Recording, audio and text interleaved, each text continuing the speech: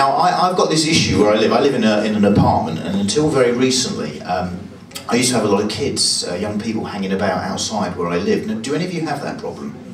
Do you actually have that? See, I'm very surprised that anyone in this country would have that problem, because you guys have got guns, right?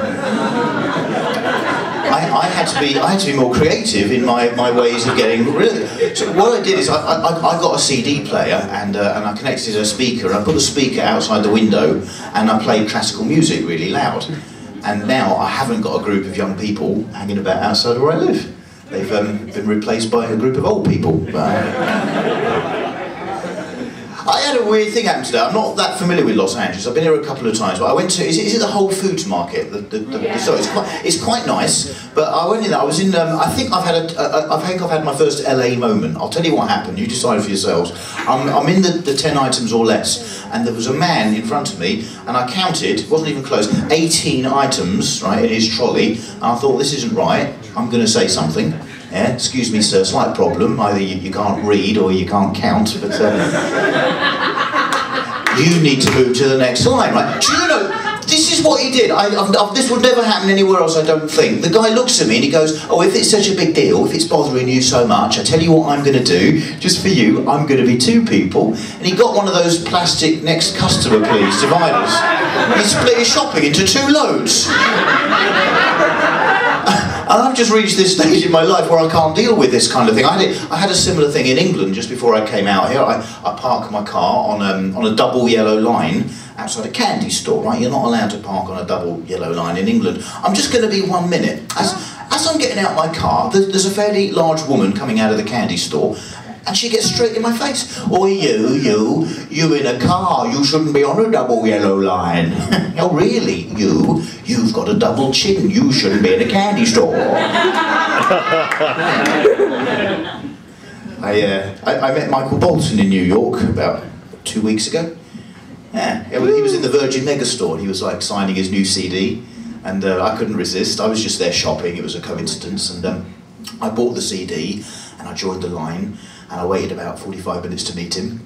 And when I got to the front, I just told him I was his biggest fan. I said, Michael, you're not going to believe this. I'm from England. I came all the way just to meet you. This is a really big deal for me. Yeah, I knew you were going to be here on the internet, and that's why I came over, just so I could get my CD signed by you here in America. This is fantastic. And he believed me. He looked at me and went, really? I said, no, don't be bloody stupid.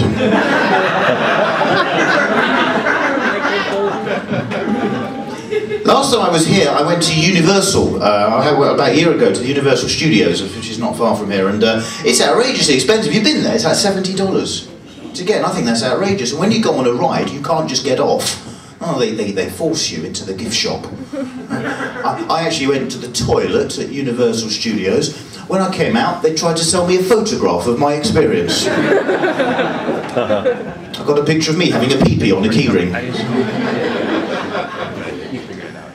I love Mexican food. I discovered Mexican food in California many years ago. A friend of mine who's here at the back tonight introduced me to the burrito. He took me to actually San Francisco initially, and I just have an addiction to these things now. And last week I had a couple of days in San Diego. I had the best Mexican food I'd ever had, and I thought I'm gonna go to the mothership. I'm going to Mexico, right? So I take the little train in San Diego down to the border. I walk over. The worst fucking shitty Mexican food in the world is in Mexico.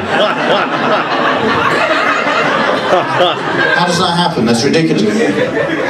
Mexico is a shithole. I don't know, I can't judge all of it based on Tijuana, I understand that, but I walked over. What I didn't understand is I'm in San Diego, it's lovely. I walk 200 metres over the border, suddenly there are flies everywhere. You've got fantastic border control, ladies and gentlemen. Your US border immigration is keeping the flies out of Mexico. I don't know how they do it, fantastic. I actually went to, there was a shopping mall in Tijuana. I've never seen this in my life. They had, it's on 2 levels. They've got escalator going up. They've got an escalator coming down. But they've got signs by the escalators to tell you the direction that they're moving.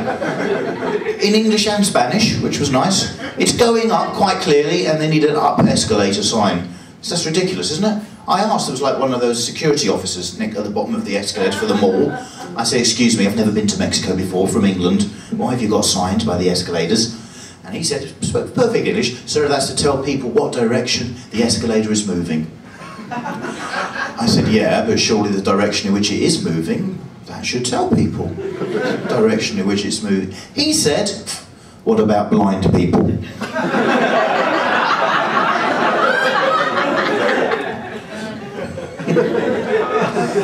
This is very nice. You're a very nice audience. This time of the morning, it's extraordinary. Do you all come every week? I had a feeling, because I do feel this is lovely, but there's a part of me that feels I've infiltrated some kind of secret society.